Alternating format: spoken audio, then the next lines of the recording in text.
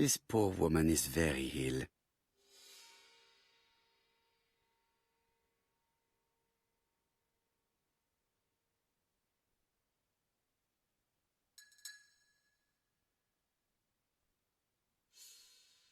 This woman is suffering.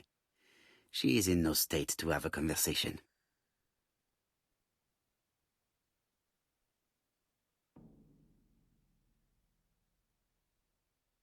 Mr. Poirot? My respects, madame. Thank you for coming. Thank you. Have you seen the nurse? She should have been here by now. Oh, I'm sorry. The telephone in the hall is ringing.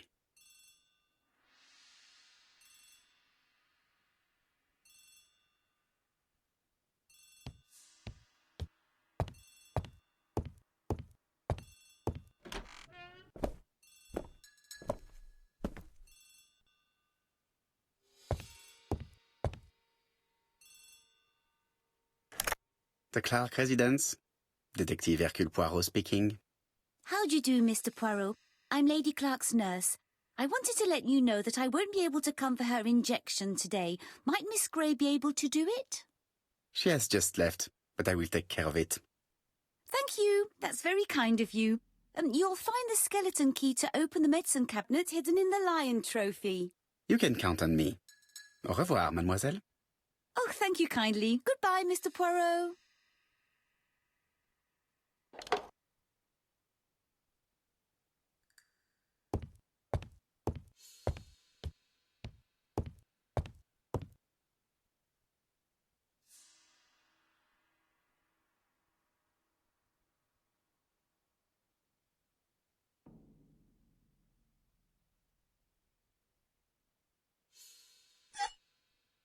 Here is the skeleton key.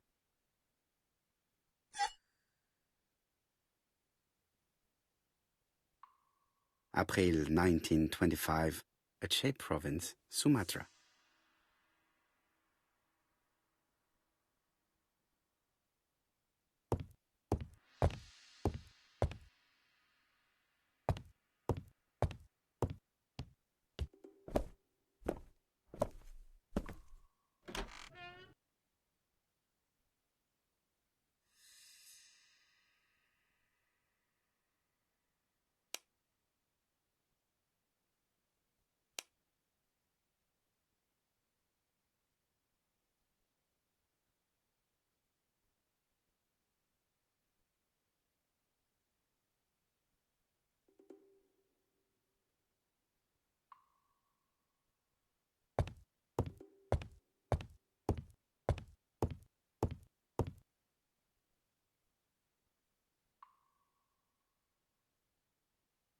Lady Clark is in pain.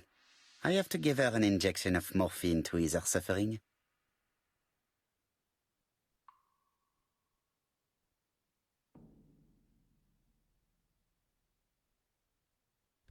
It's closed.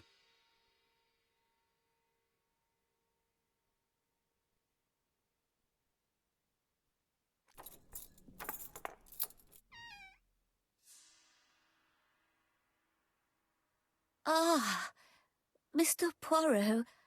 Ah, I feel better now. Thank you for your help.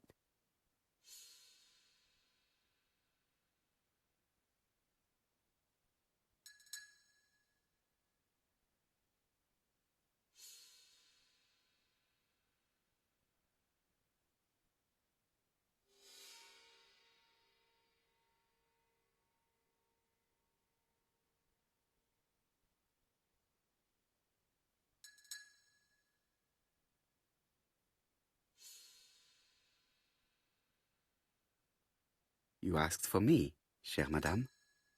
Yes, yes, of course, I wish to speak with you. But what was it about? No doubt. You wish to talk to me about what happened to your husband? Ah, yes. Oh, poor Carmichael. Has the madman who killed him been caught? Not yet, chère madame. There was a great many people in Cheston on the day of the murder. Indeed. People go straight to the beach. They don't come near Coomside. So, there were no strangers around the house that day? Who said that? The people who live here. Your brother-in-law, Miss Gray. Miss Gray? Oh, I don't like her. Franklin wanted her to stay, but I insisted she should go, immediately. You are entitled to do so, naturally. I'm pleased that you approve. The others have been taken in by her. But at least you can see through that self-pity act. See what she's up to. Oh.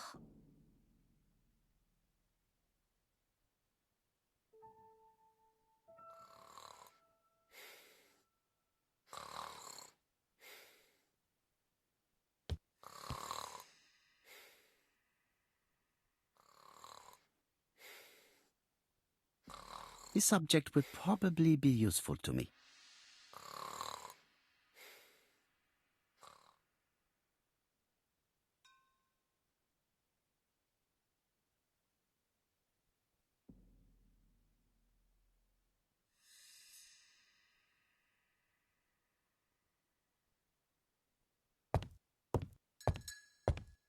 This subject would probably be useful to me.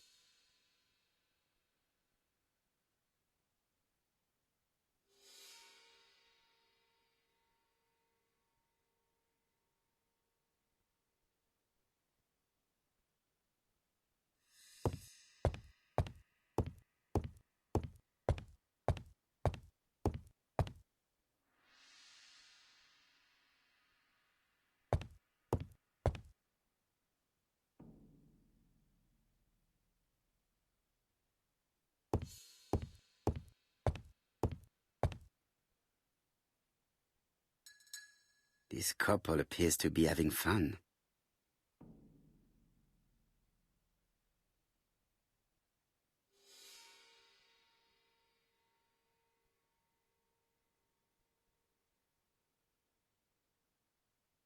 Lady Clark and Sir Carmichael were very happy, but they did not have any children.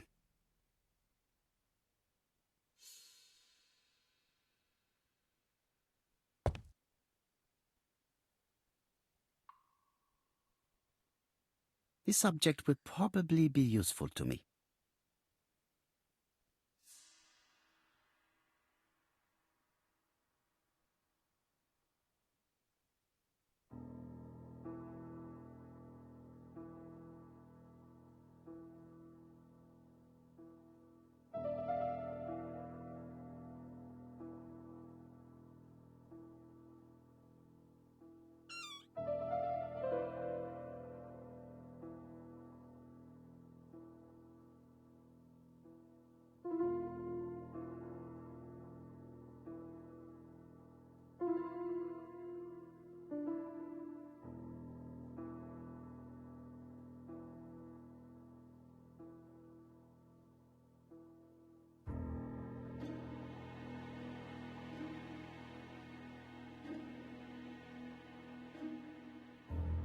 Firstly, I have to take it apart.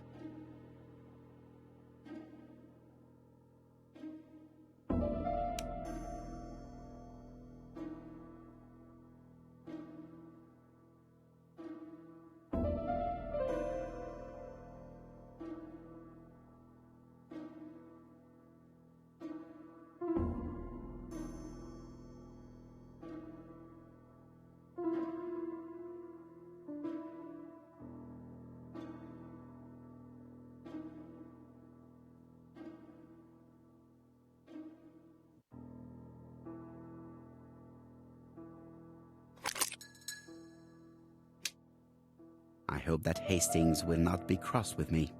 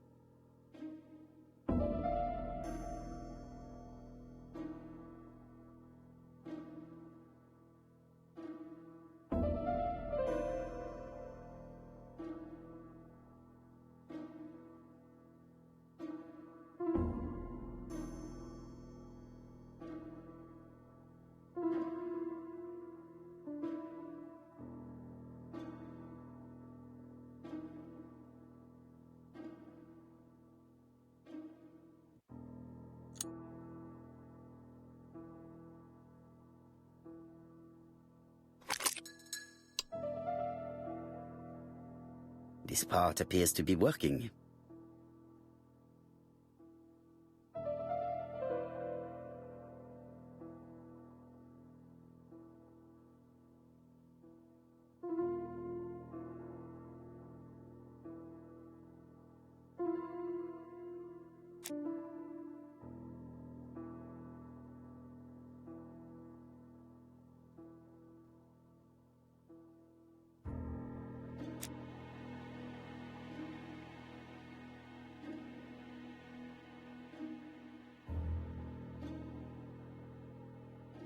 This part appears to be working.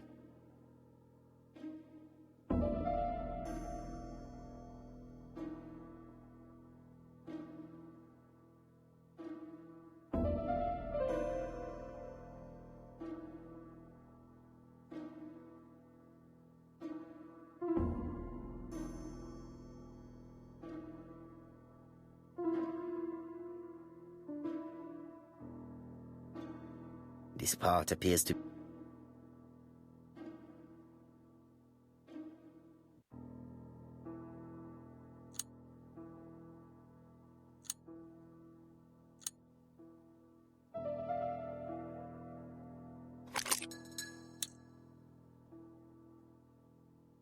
The bronze comb is preventing me from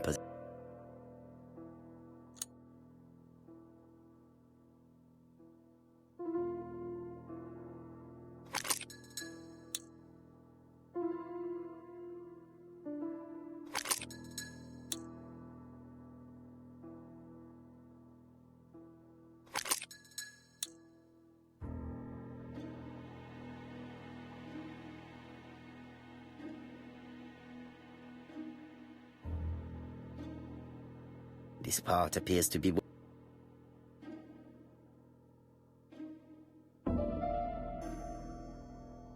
This part appears to...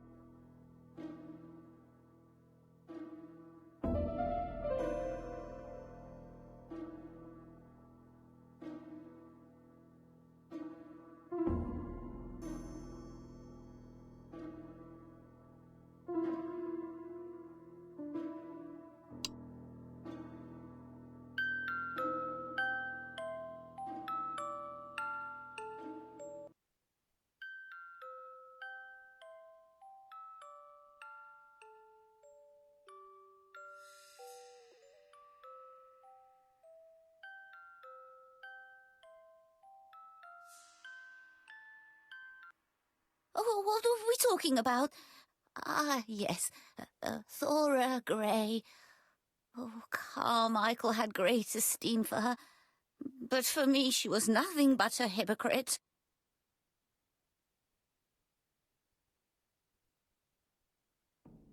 Miss Grey was a hard worker, though. Thank goodness. Fortunately, she was good at her job. I don't see why you all think you should have to defend that girl. You are very harsh. Do not forget that the girl is an orphan. Yes, and she used the fact to get around men. Take Franklin. He's fallen for her sweet talking charms. Oh, he's a lovely boy, very plucky and sure of himself. But so naive. Oh, when it comes to women.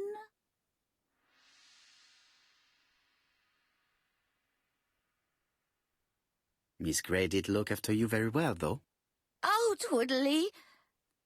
But she's hiding something. I think she tried to poison me. Miss Grey? A poisoner? But everybody appears to like her.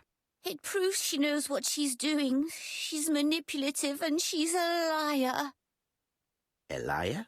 Let's see, didn't she say that on the day of the crime nobody was around Coomside? That is correct. Well, at 11 o'clock I saw her talking to someone. Really? And what was this man like? An ordinary sort of man with a very plain face. Oh, I don't remember well. Was he a gentleman? No, he was not. not a gentleman. It would be best to leave her to sleep now. The telephone in the hall is ringing.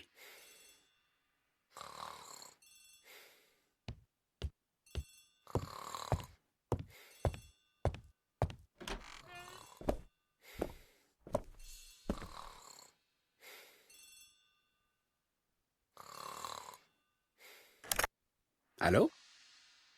Poirot, is that you? Hastings here. Thank you for calling. Have you received a new letter from the murderer? No, thank goodness. How are things in Churston? I questioned Lady Clark, but I will not leave until I have examined everything of interest to me here.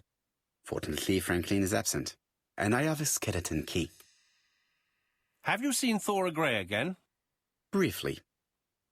But rest assured, I intend to summon her to London soon. She's a fascinating girl. But secretive. I would like to ask her a few questions. Poirot, she wouldn't hurt a fly. Each to his own, my friend. Yours are pretty orphans, mine old ladies that have the maladies. Poirot, are you mocking me? No ill intended, rest assured. À bientôt, mon ami.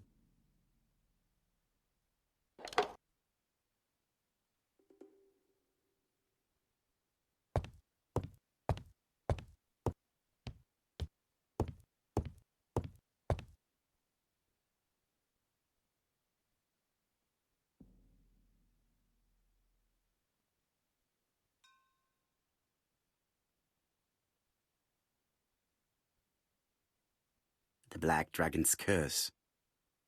To Franklin, who will never grow up. January 25, 1928. Car Charlotte.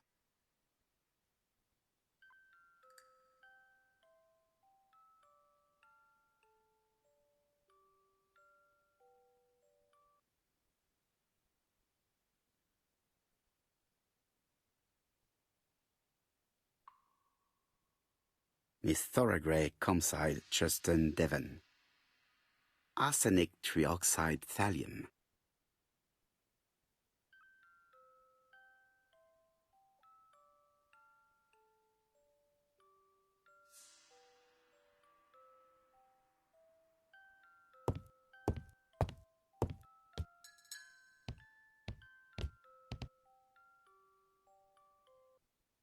How am I going to open this trunk?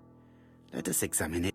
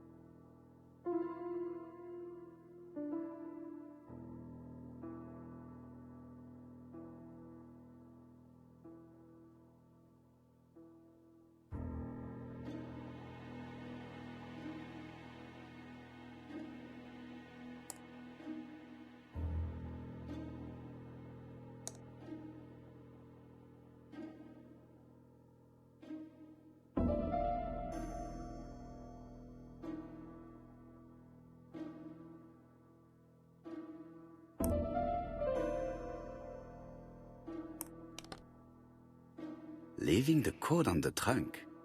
What a strange character Franklin is.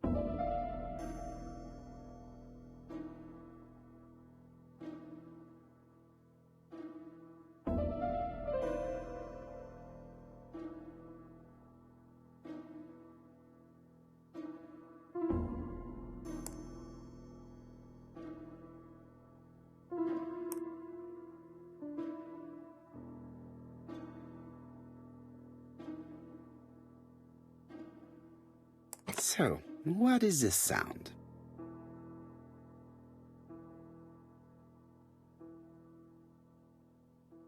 I should be able to open the trunk now.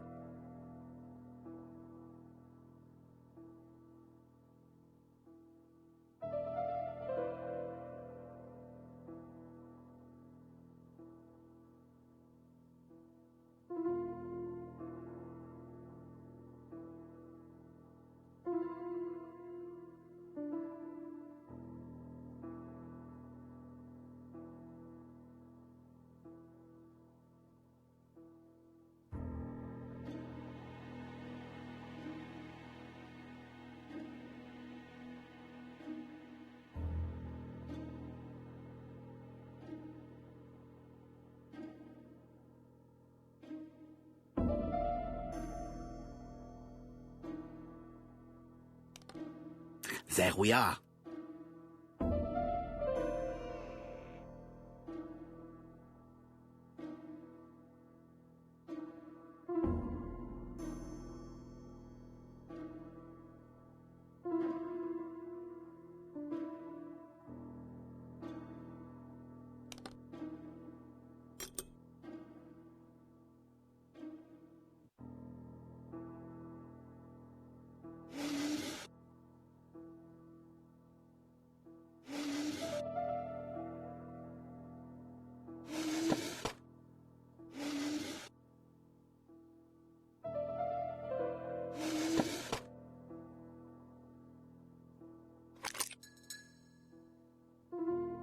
Why has Franklin put an Allen key inside his trunk? I'll borrow it for a minute.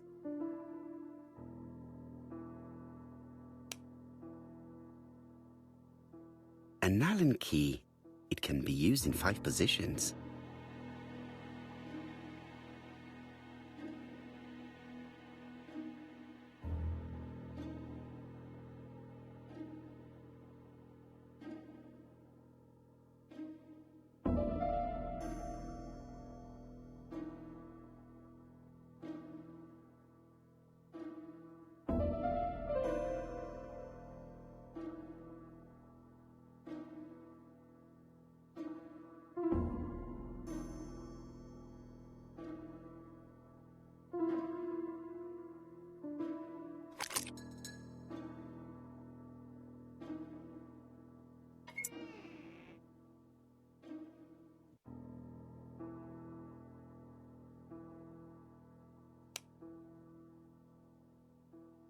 An Allen key, it...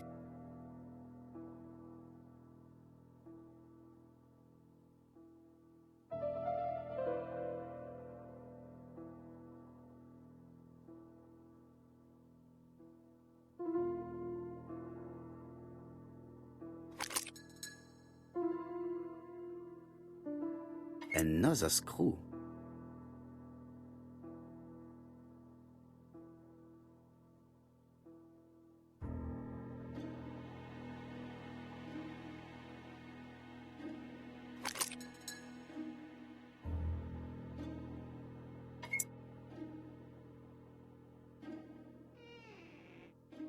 This engraving is not very easy to understand. I need to sort it out.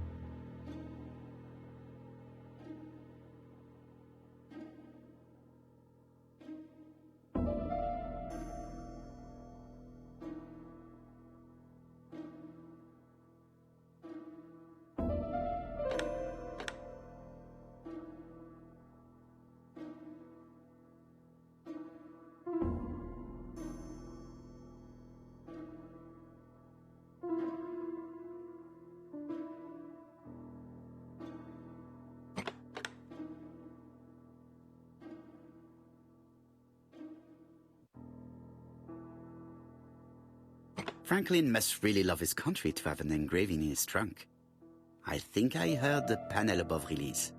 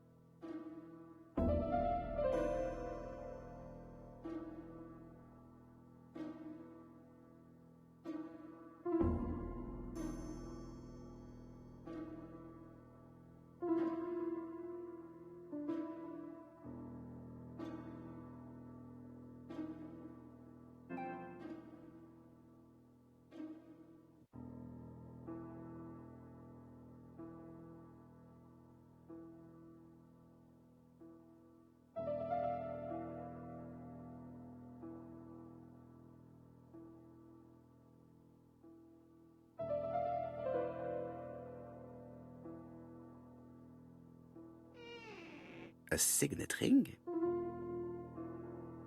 A signet ring with a code written on it. 1587. It may be useful to me.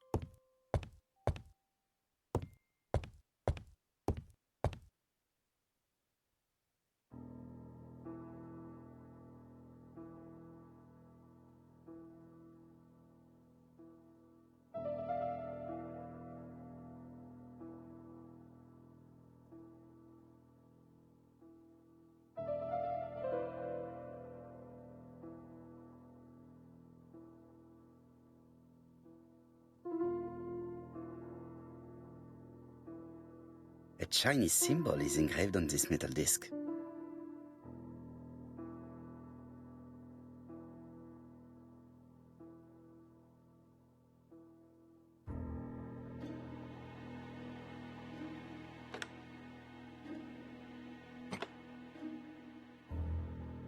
This character appears to be the wrong way round. I should continue to study this cupboard. Like this character appears to be the right way round.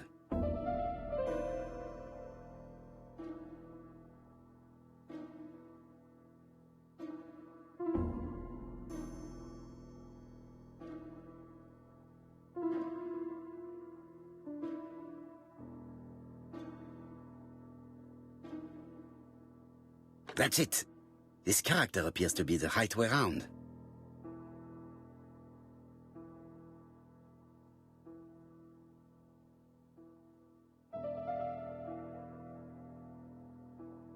The position of this character looks right to me.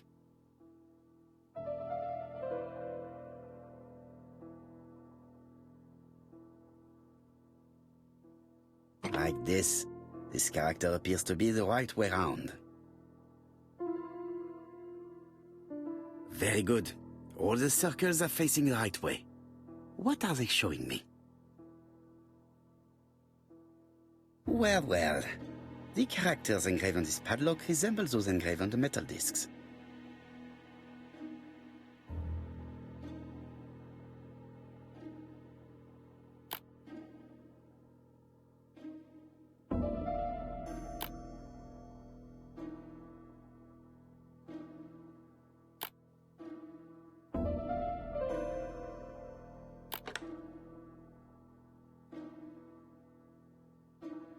At last, the cupboard is open.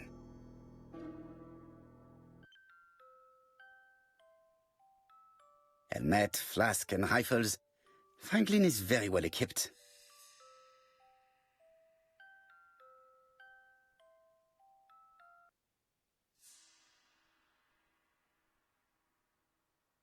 Traveling in China, a practical guide for English travelers.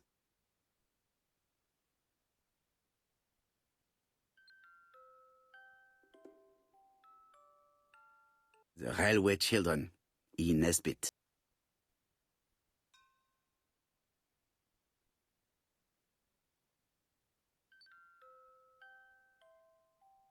The Railway Children.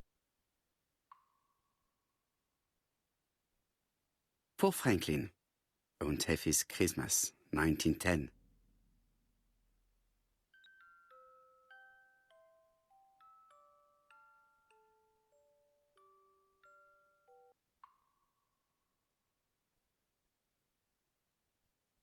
Genteel and wild, English countryside revisited.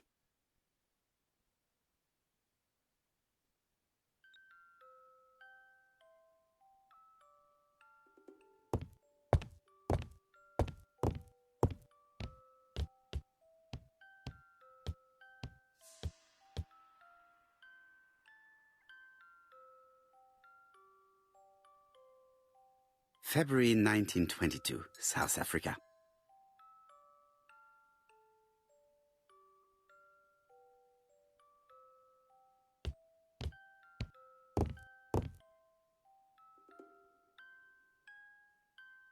July 1920, Alaska Peninsula.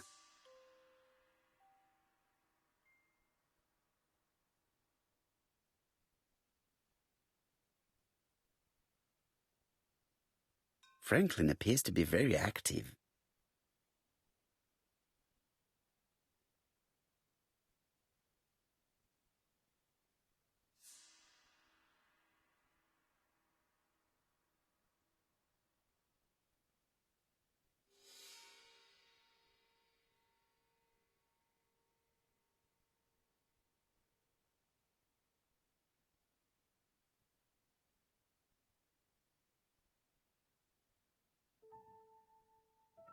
Franklin Clark appears to be a typical British gentleman, a good sportsman, a hunter, a traveler.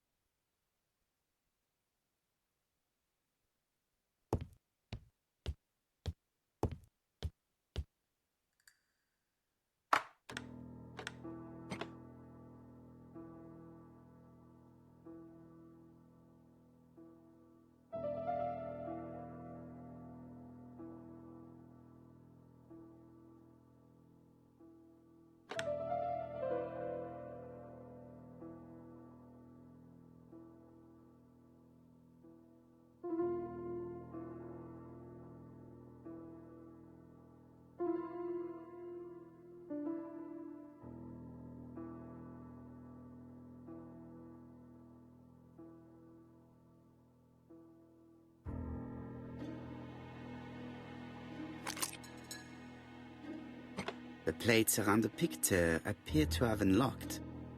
I think I've already seen these symbols on Franklin's trophies.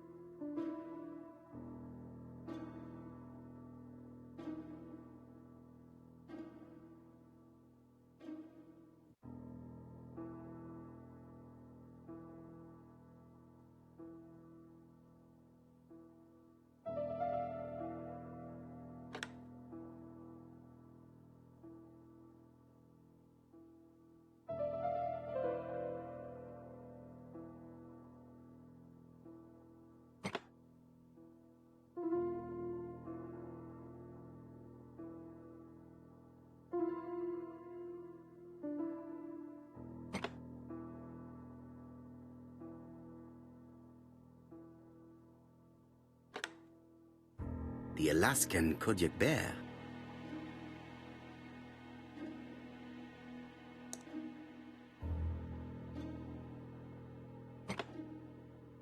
The African kudu.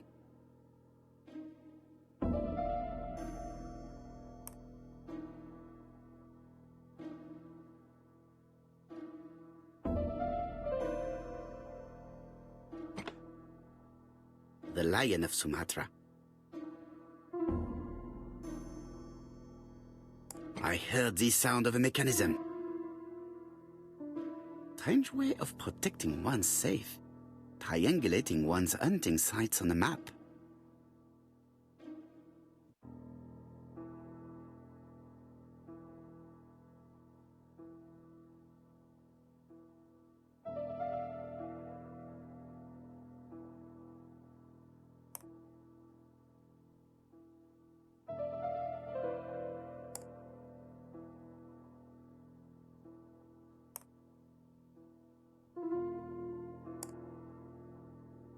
These documents are very likely going to help me for the rest of the inquiry.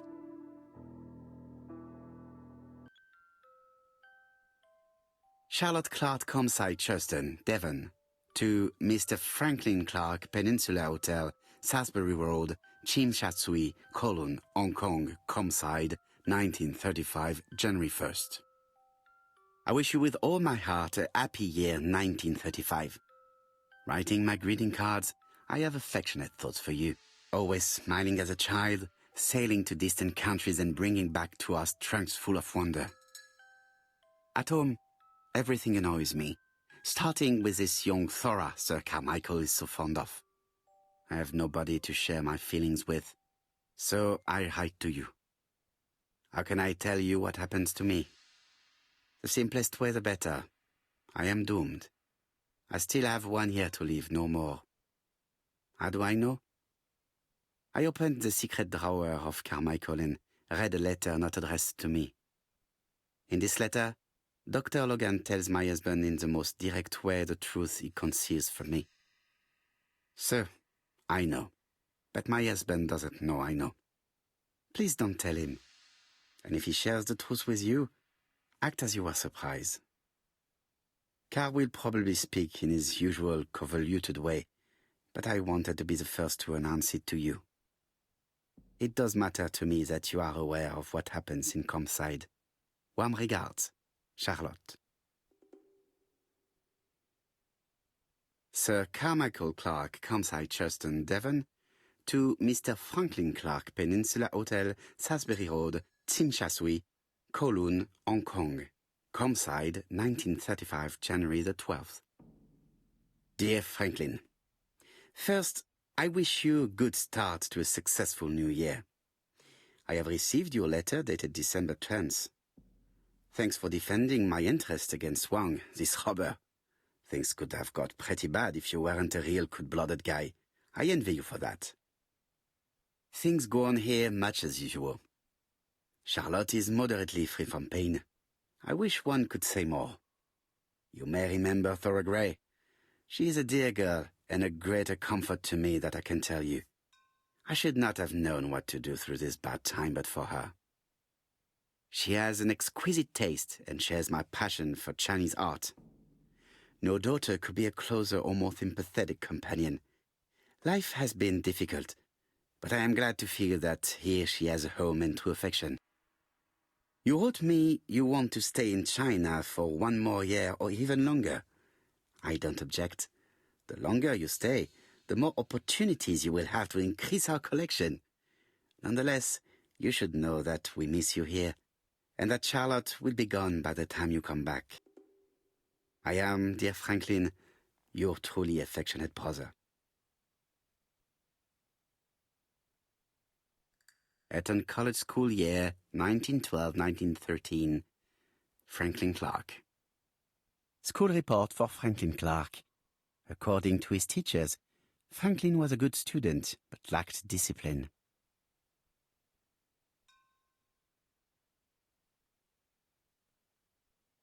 A dozen gold sovereigns, some shares for the Southern Railway and some treasury bills.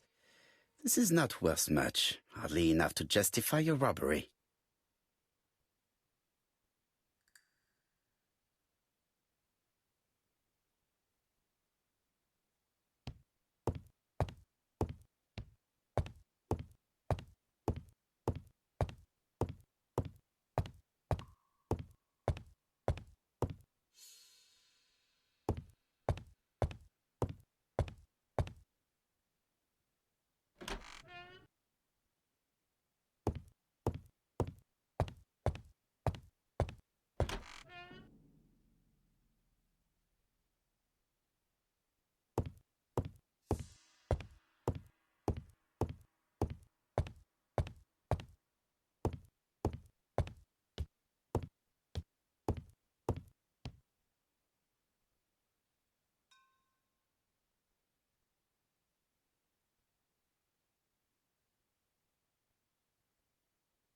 Attention, Franklin. Task list. A. Ordering Lady Clark remedies. Done. B. Tidying up real estate property files. Done. C. Calling the lawyer about inventory. Done. D. Update the tenant-farmer list. Done. E. Update land rent accounting. Done. F. Ordering a restock of arsenic. Done. P.S. I have left on the living room table some of my things I don't want to keep. The locket and the dagger. I am sure you know why. Thora.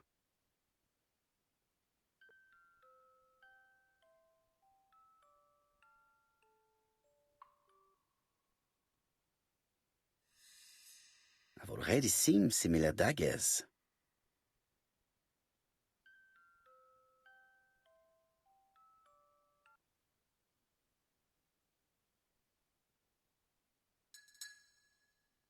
A dark dragon for a bright-haired maid. C.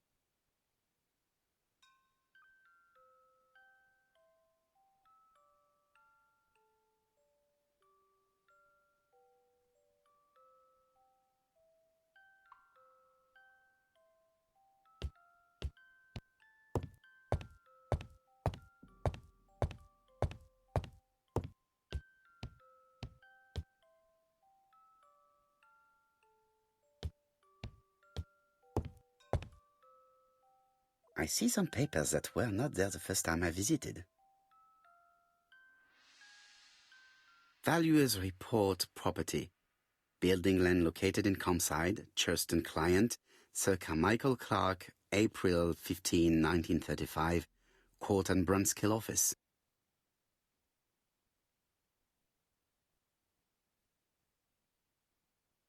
Court and Brunskill. The name is familiar. Is that not the name of the firm Donald Fraser works for?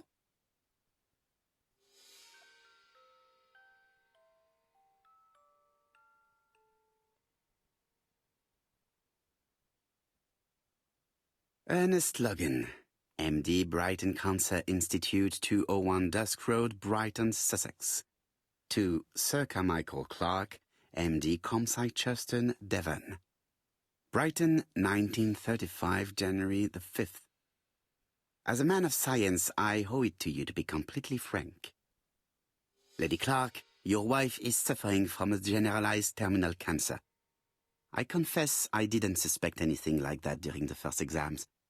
But with the test results I have received today, there is unfortunately no place for doubt. I estimate that Lady Clark's life expectancy is no more than 1 year. Hospitalization would not help in her case, so I advise you to keep her at home and provide her with as much morphine as required to ease her last moments.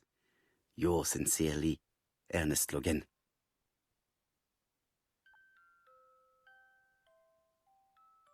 These daggers are only ceremonial weapons. I do not think that the crime weapon is here.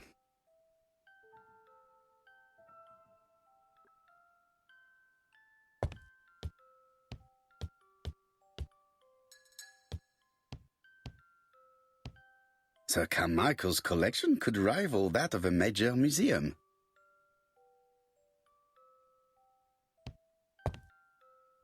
The door is locked.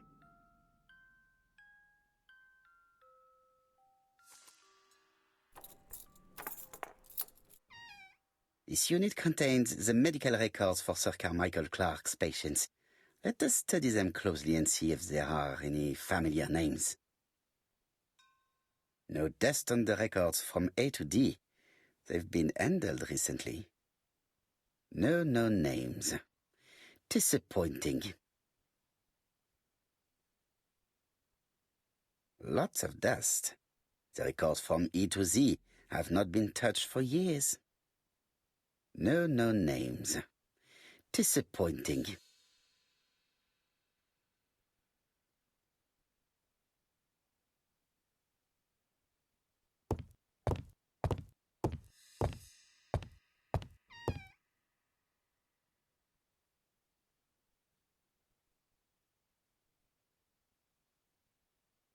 Where is the horrible smell of carrion coming from?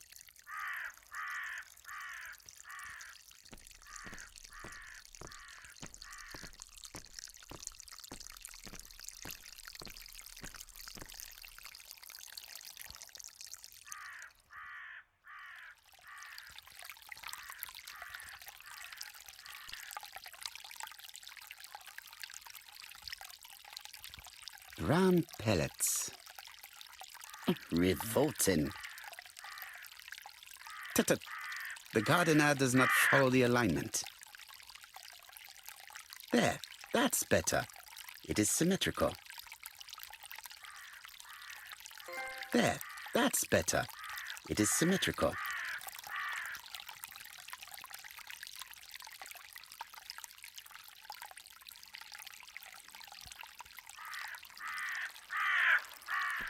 Something makes me feel uncomfortable.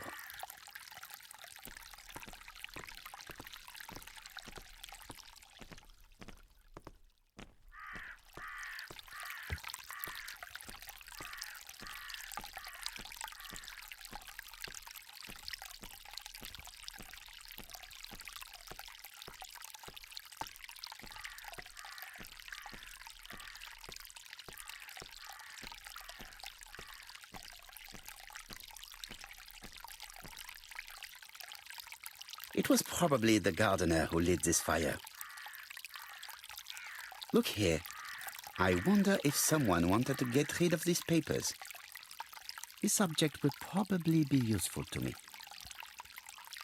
Let us now try and get our brain cells to work.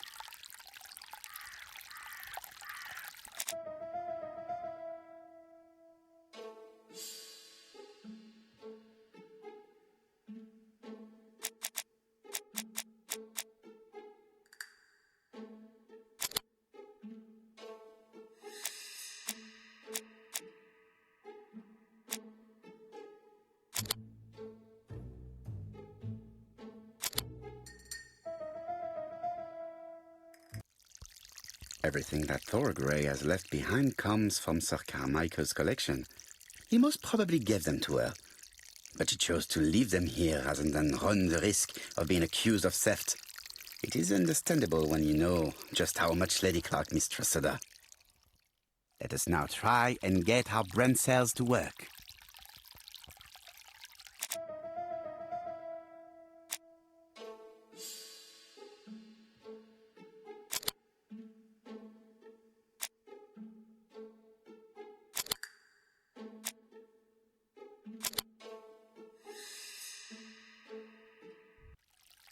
Thorgray had no reason to kill someone who only had a few months left to live.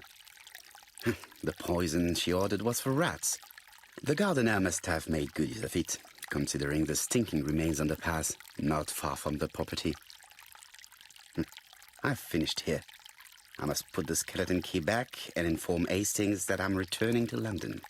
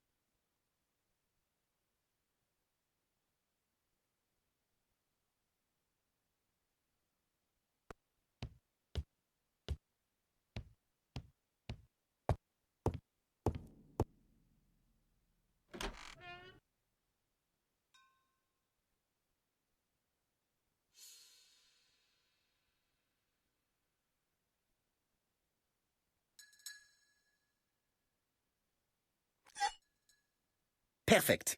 Nothing else is keeping me here.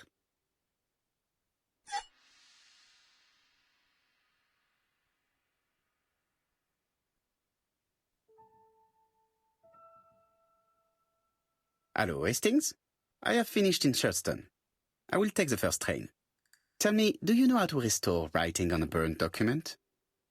Yes, you just have to soak a cloth with a hydrochloric acid solution and rub the sheet of paper. Then the characters appear. Bien. You have been of great assistance, Hastings.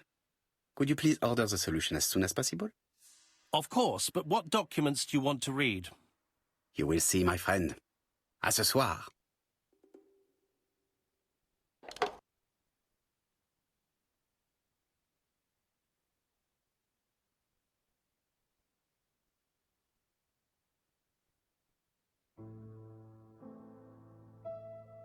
Donald Fraser is here. He insisted on waiting to see you.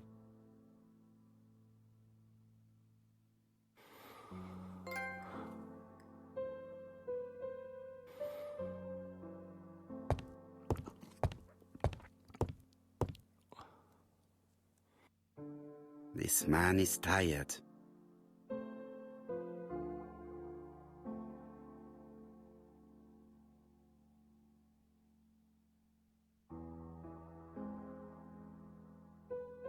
Donald is short of sleep, and it looks as if he didn't even bother to undress before going to bed.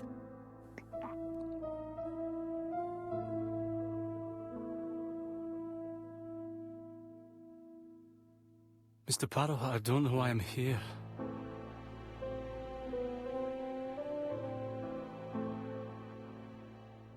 You wanted to talk, and you came to find the only man capable of hearing you. Mr. Poirot, since Betty's death, I've doubts about myself. I don't know what to do. And I keep having a horrible dream 3 nights in a row.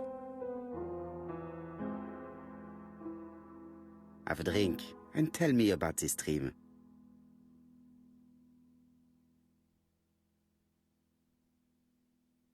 It's always the same. I'm on the beach with Betty. I grab her round the throat, and I squeeze, and squeeze until she's dead. Her head falls back, and I see that it's no longer Betty. It's Megan's face. Have you seen Megan Barnard recently? Yes, our grief has brought us together. I never really knew her before. She's really quite a remarkable girl. But I would never tell her about my dream. Why not? Is it her you are attacking in your dream? No, it's Betty. And once Betty is dead, it's Megan's face that appears in its place. Very interesting.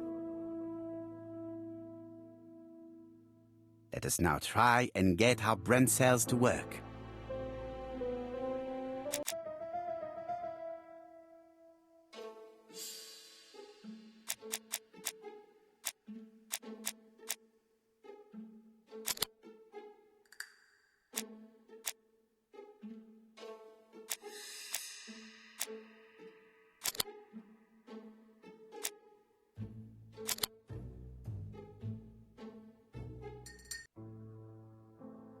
Mr. Fraser, I think that the real meaning of this dream is that you are in love with Megan Barnard.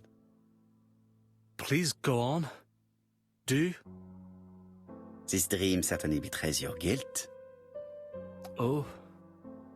But what do you feel guilty about? Having killed your fiancé? Possible. Or forgetting her very quickly for her sister? Certainly. And this forgetting is perceived as a second death. So you don't really think I was the one who killed Betty? I do not exclude this theory. I am simply saying that I do not need to know that fact to explain your dream and your guilt. Thank you for being frank, Mr. Poirot. You've helped me a great deal. I'm going back to Bexhill. I'll not take any more of your time up. It is late, Mr. Fraser, and you are tired. I'll sleep on the train. I like trains. It's easy to sleep rocked by the sound of the wheels. Poor boy, he seems completely lost. Well, women seem to like him. I think Megan will take care of him. Oh, I remember. Did you order the product I needed? Yes, we'll be receiving it tomorrow. Bien, it is late, and I asked Miss Gray to come tomorrow morning. I have a few questions I wish to ask her.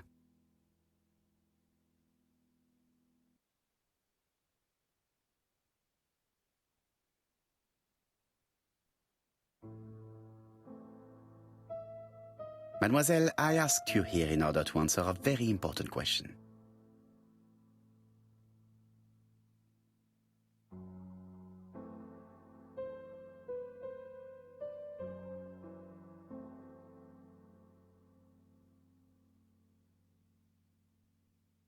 Am I right in thinking you said that you did not speak to anyone on the day Sir Carmichael was murdered? It's the absolute truth. Yet, Lady Clark maintained that she saw you talking to a stranger on the front doorstep. Really? She must have been mistaken. Oh, I remember now. I'd forgotten all about it, but it wasn't important. It was just a salesman. One of those traders who sell stockings from door to door. Can you describe him to me? Medium size, glasses, dark suit, and a felt hat. Not the sort of man you notice. Completely harmless. That's why I forgot all about him. Nothing else? He was very hesitant and shy. Usually door-to-door salesmen are very confident, but he wasn't.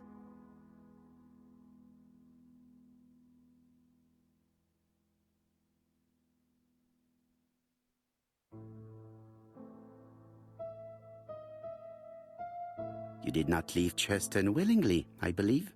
I don't wish to lie. Lady Clark did not appreciate my presence. And Franklin could not go against the wishes of a sick lady. He is a good man, and he worries a great deal about his sister-in-law. I noticed that you left some personal belongings behind at Churston.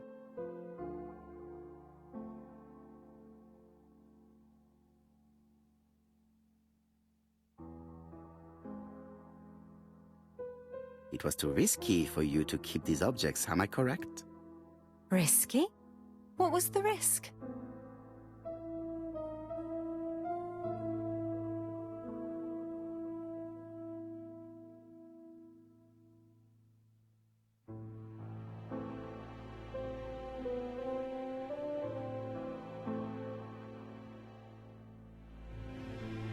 You know very well what Lady Clark might have said if you had kept these objects. Indeed. These objects were gifts. But Lady Clark would have been convinced that I'd stolen them. By returning them, I put an end to such evil gossip. Bien. I must ask you one last question. Please reply frankly with either yes or no. If Lady Clark had died, would you have agreed to marry Sir Carmichael if he'd asked you? How dare you ask such a question? Sir Carmichael treated me just like his daughter. And all that I ever felt him was affection and gratitude, nothing else. Thank you, mademoiselle. I will not keep you any longer.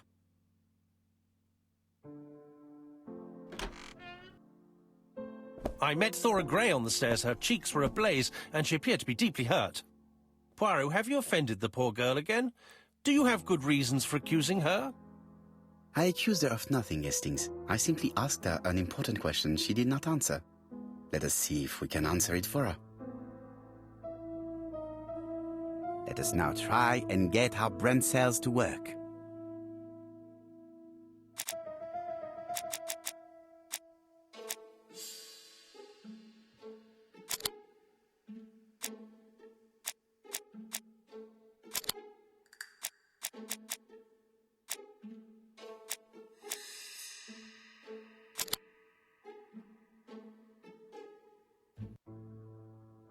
You must know how to read between the lines, Hastings.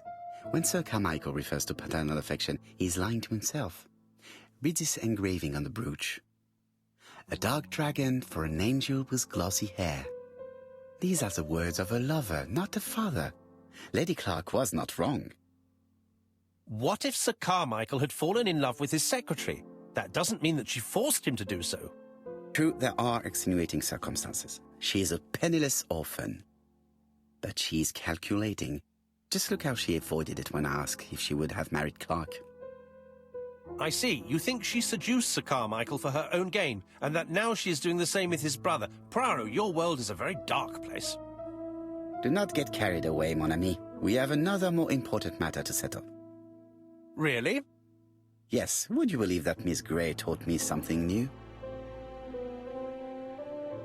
Let us now try and get our brain cells to work.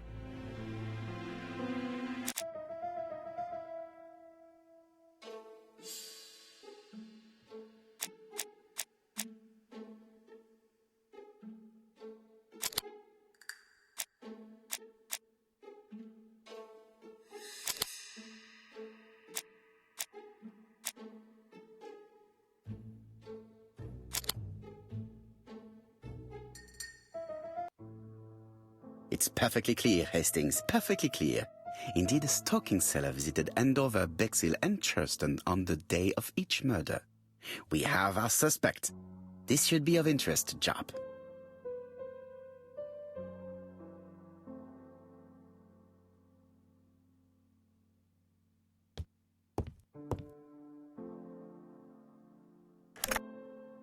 Chief Inspector, we are looking for a stocking salesman.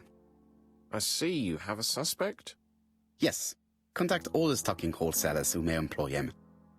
Your suspect is a salesman? No, he does not take orders. He sells door to door. Right. The hunt is on.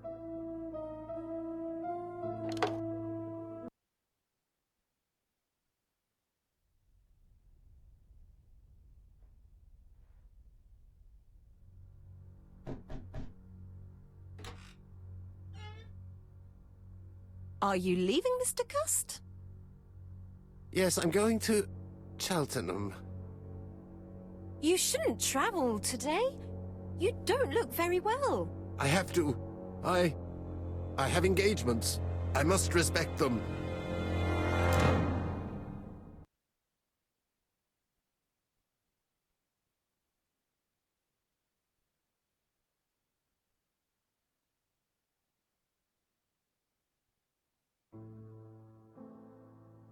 Can you get the post, Hastings?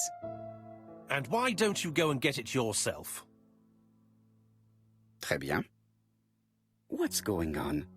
I've never known Hastings to be so disagreeable.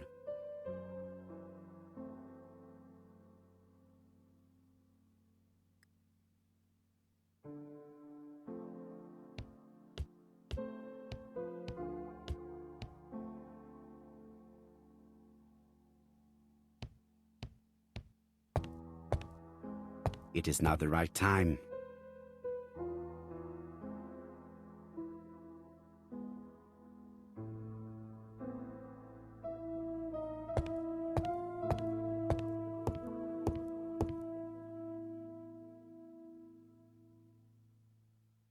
Poor Mr. Poirot. I'm quite sorry for you. If at first you don't succeed, try again. We've a long way to go still. Typery? No, that comes later. Letter T. The next little incident will take place in Doncaster on September 11th. So long. ABC. I should compare this letter with the one on my desk which I received earlier to see if it does indeed come from the same person.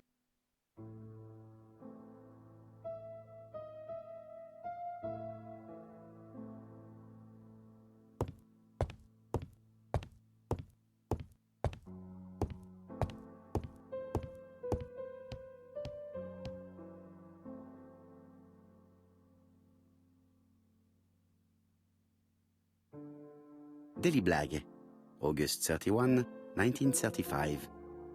Moustache at half-mast. Poirot's repeated failure in ABC case. Sometimes small things trouble great men. Hastings, faithful collaborator of the Belgian detective, knows something about it. 3 mornings in a row, he confided to us, the cook broke the egg yolks when preparing Poirot's breakfast.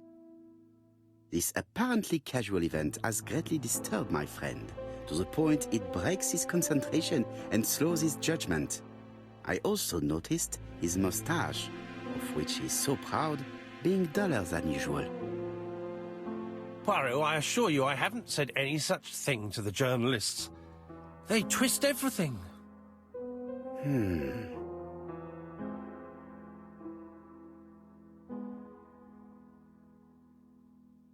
Royal Mathematical and Statistical Society's Bulletin, September the 9th, 1935. The Alphabet Murder, a methodical madman. It's highly probable that the alphabet murderer will kill again. Could we possibly estimate the number of victims in his next crime? Yes, and it is easy. As soon as we know the ratio of towns, cities and villages whose names begin with a D and the ratio of English people whose names are spelled the same. On the one hand, the ratio of towns cities and villages in England with a name starting with D, and on the other hand, the ratio of English people with a name also starting with D. After this initial calculation, it is easy to deduce the likelihood of actually being murdered if you belong to the target population. Go to the last page to find our results and details on the calculations.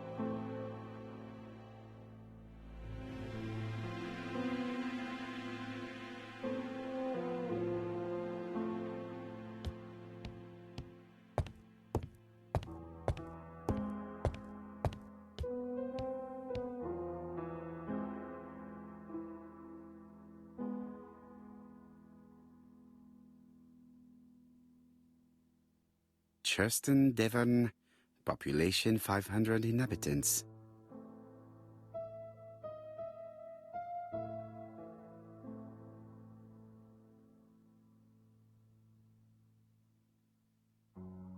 Hastings' photo album. He is very proud of his bag.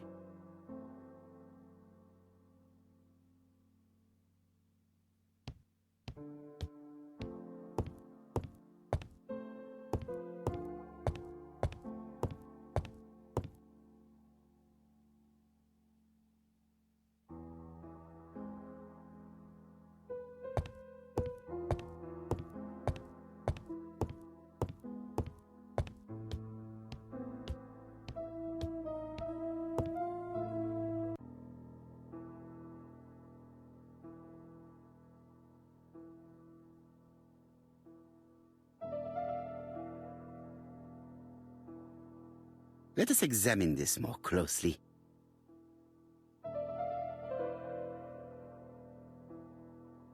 Certain characters in the two letters may have similar defects.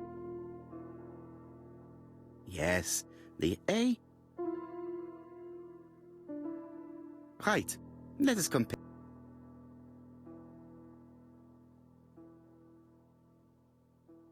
That's right, the A characters in the two letters. I have to find some other.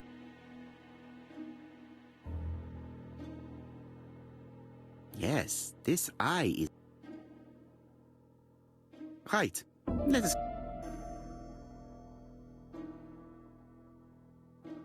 Yes, the I characters in the two. I have to find.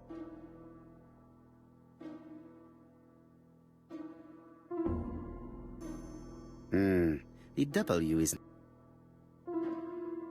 Right, let us.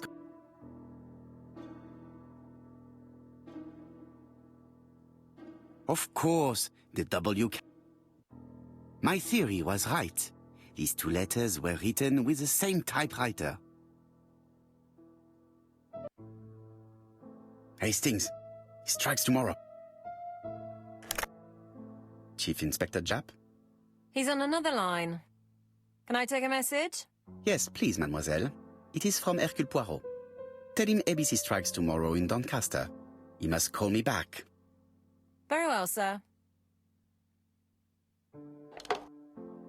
Bien, now I'm going to see what I can find from these burnt documents. I've received the product I need. Hastings, if you do not mind, I would like you to take a few notes. Yes, yes.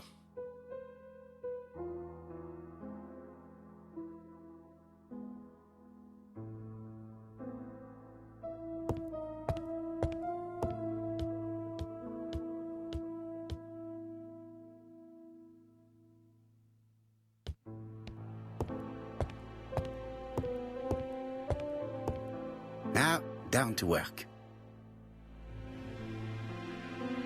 All of this needs putting in order a little.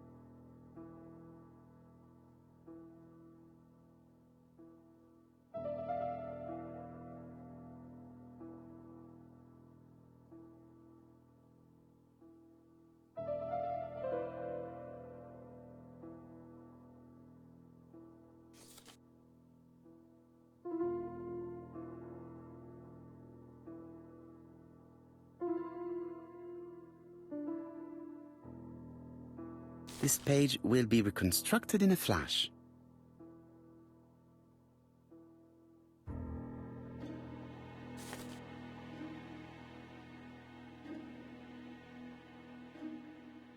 I think that this is right.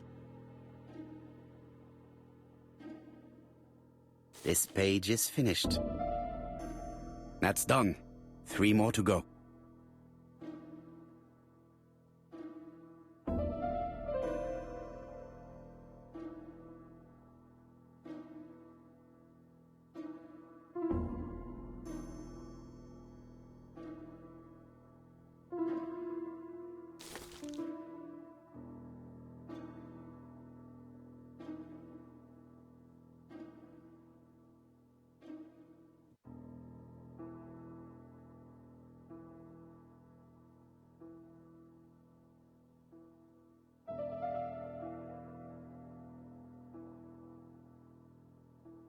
This does not look too difficult.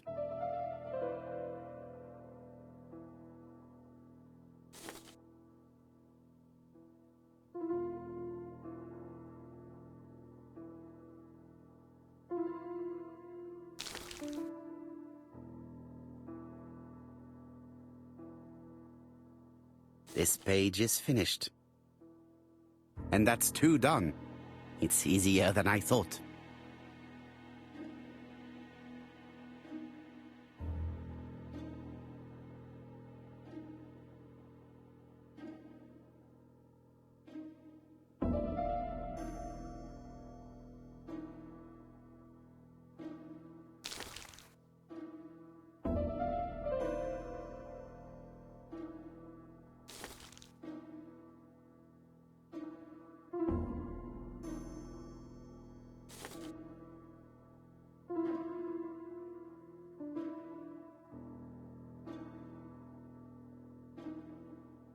I think that this is right.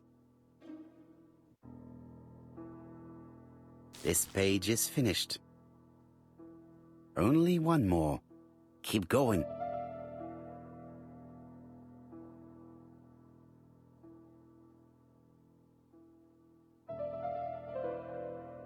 I think that this is right.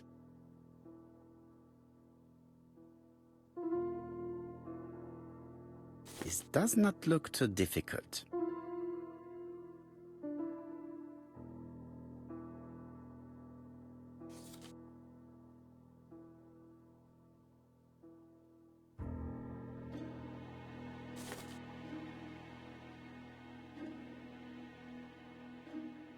This page is finished. All the pages are reconstructed.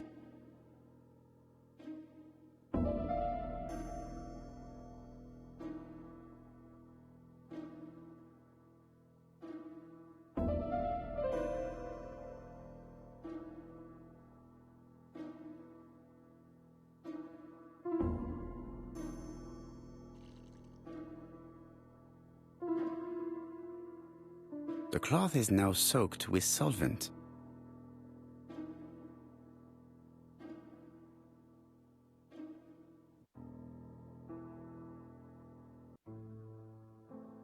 Got it! Make a note, Hastings, make a note. Mrs. Alice Asher, shop owner in Andover.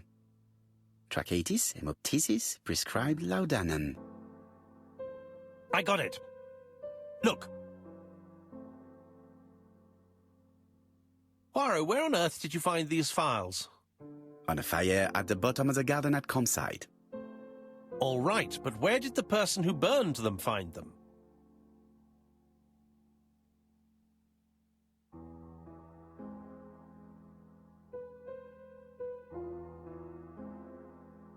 Alice Asher, shopkeeper in Andover.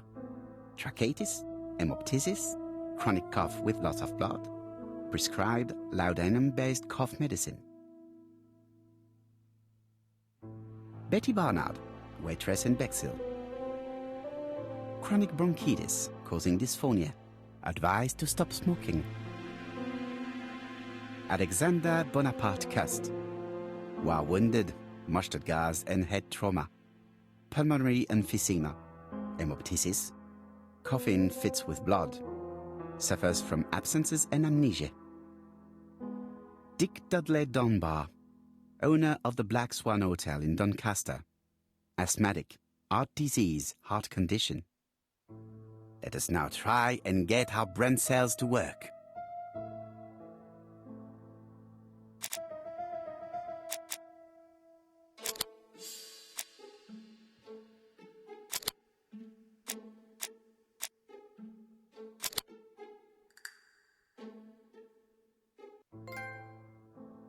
The burned documents are medical records, and without a doubt they come from Clark's archives. First of all, because all the patients have throat conditions. And secondly, their name starts with either A, B, C, or D, and it is precisely the files that match these letters that have been tampered with. But why burn these files? How come the names of the two victims appear on them? And who are the two other patients? These are very good questions.